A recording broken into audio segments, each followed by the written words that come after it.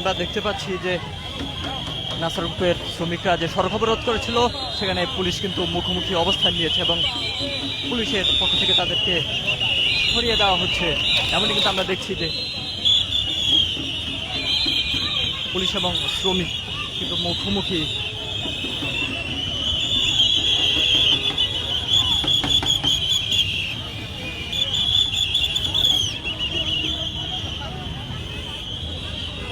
দর্শক জানিয়ে রাখি যে 3 মাসের বেতনের দাবিতে কিন্তু নাসার গ্রুপের গার্মেন্টস শ্রমিকরা কিন্তু মহাখালী সড়ক অবরোধ করেছিল।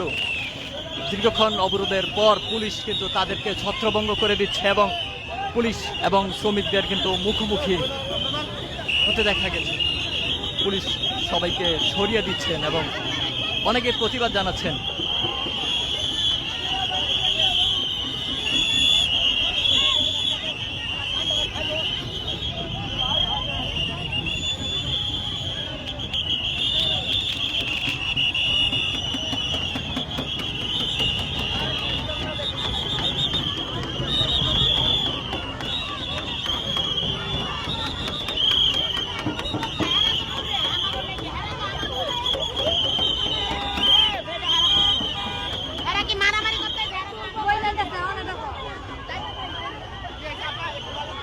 আমরা দেখতে পাচ্ছি যে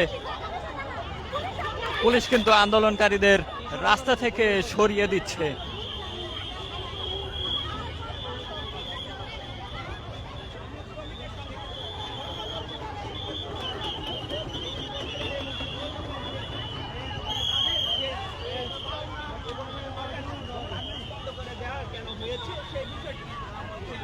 তারা কিন্তু জানাচ্ছেন যে হঠাৎ গার্মেন্টস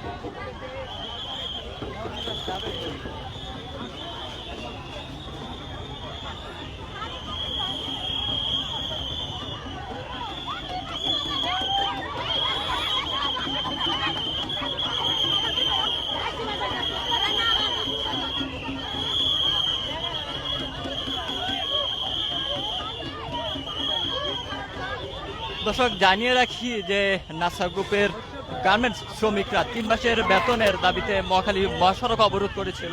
সেই অবরোধের পর দীর্ঘক্ষণ অবরোধের পর কিন্তু পুলিশ তাদেরকে ছত্রভঙ্গ করার চেষ্টা করছে। আমরা দেখতে পাচ্ছি যে পুলিশ সদস্যরা কিন্তু আন্দোলনকারীদের রাস্তা থেকে তাড়িয়ে দিচ্ছে এবং রাস্তা ছাড়তে কিন্তু অনেকটা বাধ্য হচ্ছে।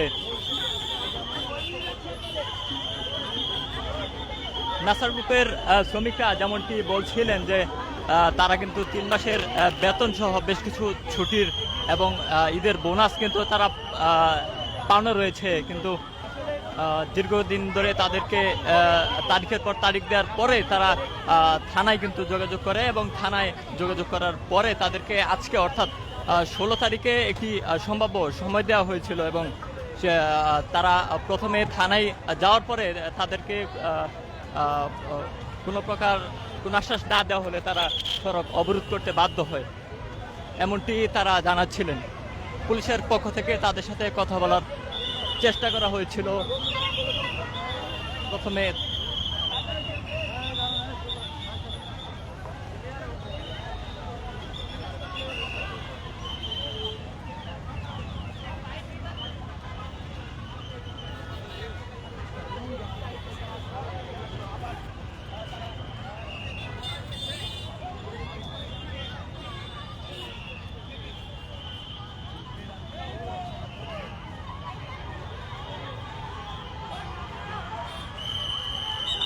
দেখতে পাচ্ছি যে শ্রমিক এবং পুলিশের মধ্যে কিন্তু বেশ উত্তেজনা তৈরি হয়েছে।